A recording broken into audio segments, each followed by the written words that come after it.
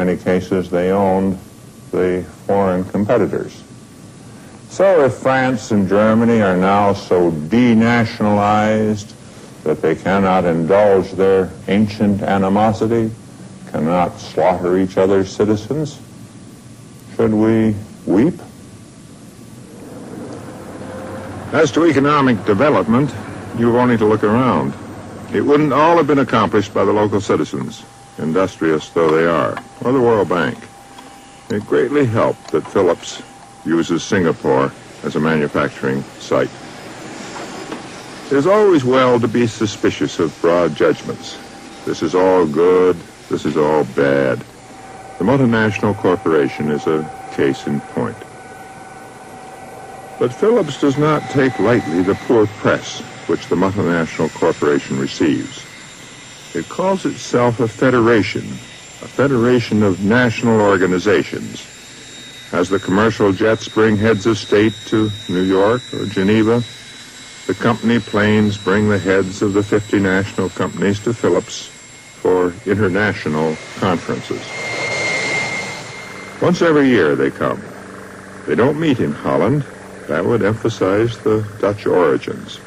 They meet here in Ussy, in Switzerland, not far from Lausanne, to report on the past year, discuss plans for the next 5 years, trade experience on problems of management common to all. Assembled here are the heads of national companies and the top brass from Eindhoven. I must say that we try to very much enlighten government officials about what we do, how we contribute to the economy, and I must say that this has a very favorable response because often these people do not know. They hear from these third parties about how bad the big corporations are, but when you bring them au fait with what we are doing, what contribution we do make, then often they take a completely different stand. However it is described, Phillips is certainly not a simple organization. Heads of national companies are appointed from Eindhoven. Capital outlays and therewith the design for growth are approved there. Then the individual firms and these managers are given freedom to manufacture, sell, do their best, and so far as possible to make themselves part of the local scene. The technical departments in Eindhoven, those for radio, television, medical equipment, so on, are in constant touch with their counterparts in the national companies. They keep close watch over quality, technical performance, innovation. What are you laughing about? Still looking, so yeah. Were the United Nations like Phillips, it might be called a federation, but it would also be a world government, and these men would form that government. I went to Uruguay to be a manager of Philips in Uruguay, and my then boss, Mr. Hartung, took me there. And the company was not in a brilliant shape, to say the least of it. Then we had a week's introductions. We looked around. I went to know where the office was and stuff like that. And when he left, we stood on the airport, and he said, "Now, young man, here is 10 million guilders worth of you for you to take care of." And then he left. And then in the first, you get a kind of a strange feeling. But the challenge of handling your own company without having had to put up all that capital, being allowed to care for all those people, and being responsible for this thing is absolutely a challenge. And that comes in. It comes in already at a very low level. At a very low level. I would like to support that, Cor, because only recently I had a meeting with a number of my junior staff in the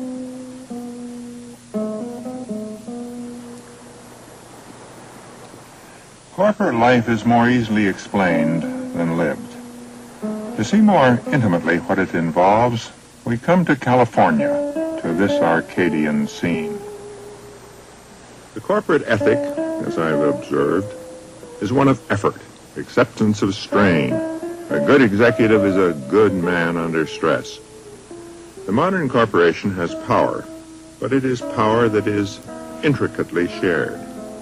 In the technostructure, all but the most elementary decisions require the information, specialized knowledge, or experience of several or many people.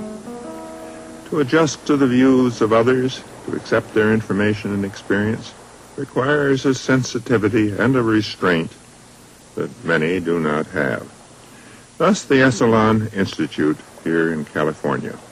It is to show executives how to contend with the endemic stresses of corporate life, and it seeks to provide the sensitivity and restraint that shared power makes essential. Since 1965, major corporations, IBM, Burroughs, Standard Oil of California, Memorex, the Internal Revenue Service, a disturbing companion, have been sending their executives to Esalen. An executive tells how he learns to unwind.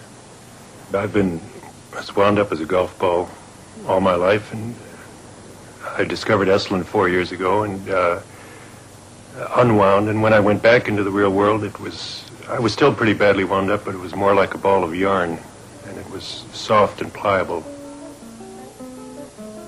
One executive was so unwound that he forever abandoned his three-piece suit, put on jeans, allowed his hair to grow, and remained here as a gardener.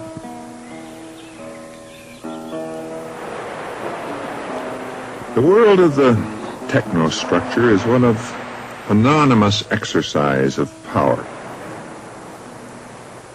Neither the psyche nor the sex habits nor even the personal hygiene of the great corporate executive has been very much investigated. But what Esalen says about the intensely interpersonal and competitive exercise of power in the modern corporation is very plain. It's a question of winning and losing almost every hour during the day.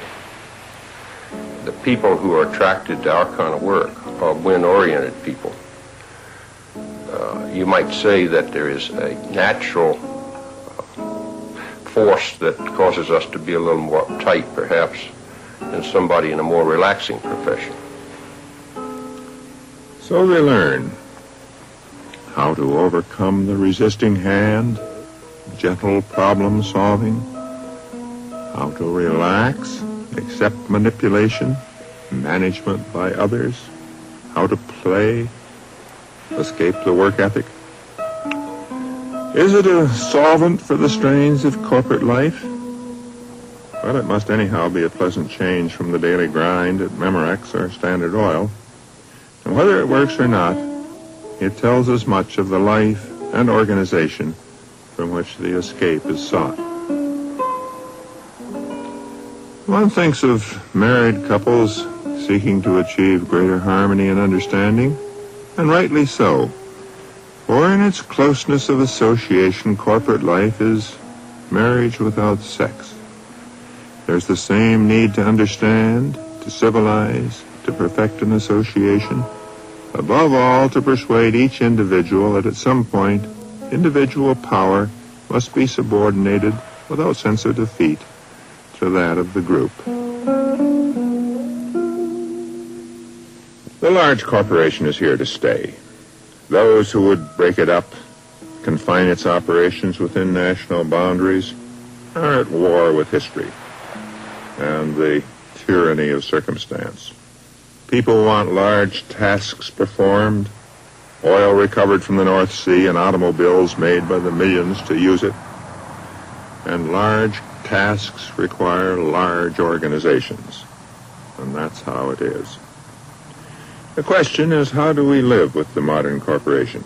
Allow it the autonomy it needs for decision-making, while providing the restraint that ensures service to the public purpose. The automobile industry is the metaphor for big business, the big corporation. And this restaurant in the basement of the GM building is probably as good a place as any to raise these questions. It's a kind of monument to the motor vehicle industry. The immediate solution lies with strong national rules to protect the public interest. And also, I think, with steps to make the large corporation less a private and acquisitive and more a public and social organization. Stronger national regulation is, of course, a trend of the times.